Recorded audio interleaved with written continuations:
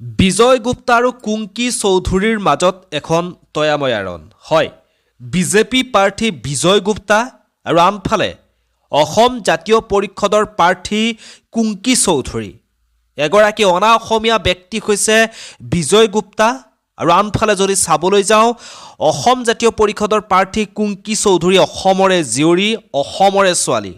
আৰু এই অনা অসমীয়াৰ লগত এখন তয়াময়া ৰণ আৰু এই কুংকি চৌধুৰীৰ ভয়ে খেদি ফুৰিছে বিজেপি প্ৰাৰ্থী বিজয় গুপ্তাক। হয়, ঠিকেই শুনিছে আপোনালোকে। এইজন বিজয় গুপ্তাক এইগৰাকী কুংকি চৌধুৰীৰ ভয়ে বাৰে বাৰে খেদি ফুৰিছে বৰ্তমান এই সময়খিনিত। গুৱাহাটীৰ এজন ব্যৱসায়ী, এই বিজয় গুপ্তা হয়তো তেওঁ ব্যৱসায় কৰিছে, বহু টকা উপাৰ্জন কৰিছে অসমত থাকিয়েই।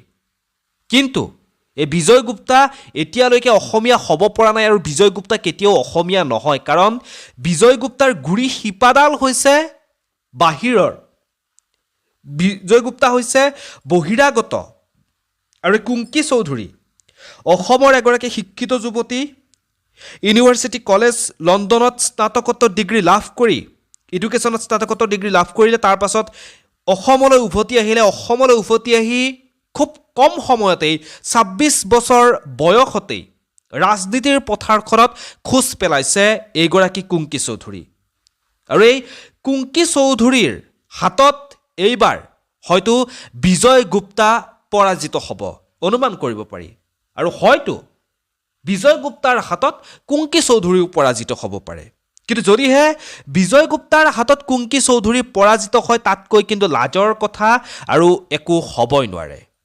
হয়, ঠিকেই শুনিছে আপোনালোকে। যদি এজন অনা অসমীয়াৰ হাতত আমাৰ অসমীয়া ছোৱালীজনী পৰাজিত হ'বলগীয়া হয়, তাতকৈ আৰু আন একোৰেই হাঁহিয়তৰ কাৰণ হ'ব নোৱাৰে। এইগৰাকী কুংকি চৌধুৰী দুলাল চৌধুৰীৰ জীয়ৰী, গুৱাহাটীৰ এজন সফল ব্যৱসায়ী দুলাল চৌধুৰী, তেওঁৰ একমাত্ৰ জীয়ৰী এইগৰাকী হৈছে কুংকি চৌধুৰী। আৰু কুংকি চৌধুৰী ৰাজনীতিৰ পথাৰখনত খোজ পেলাইছে।